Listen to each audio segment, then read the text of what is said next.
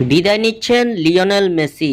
নিজের শেষ ম্যাচে মাঠে নামছেন আর্জেন্টাইন সুপারস্টার। সেপ্টেম্বরের উইন্ডোতে আর্জেন্টিনার সামনে রয়েছে বিশ্বকাপ বাছাই পর্বের দুই ম্যাচ।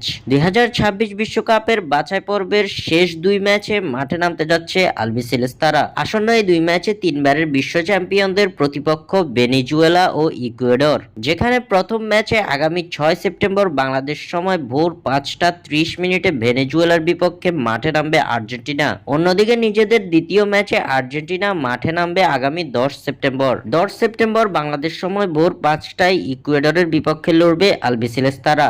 এদিকে দিন যত যাচ্ছে জাতীয় দল থেকে লিওনেল মেসির অবসরের সময় ততই ঘনিয়ে আসছে। ধারণা করা হচ্ছে আসন্ন 2026 বিশ্বকাপের পরপরই জাতীয় দল থেকে অবসরের ঘোষণা দিবেন ফুটবল বিশ্বের এই মহাতারকা। 2026 বিশ্বকাপের ম্যাচগুলো অনুষ্ঠিত হবে আমেরিকা, মেক্সিকো ও কানাডাতে, যার ফলে আসন্ন বিশ্বকাপের আগে আর্জেন্টিনা তাদের ঘরের মাঠে খেলবে কেবল একটি ম্যাচ। আর এই ম্যাচটি হলো ভেনেজুয়েলার বিপক্ষে বিশ্বকাপ বাছাই পর্বের সেপ্টেম্বর উইন্ডোর ম্যাচটি।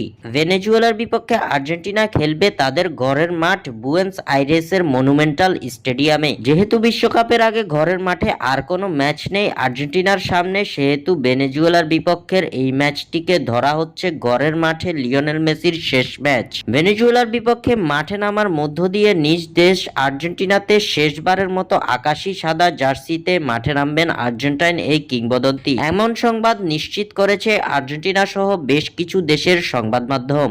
স্বাক্ষর থেকে সাদবিন ইসলাম।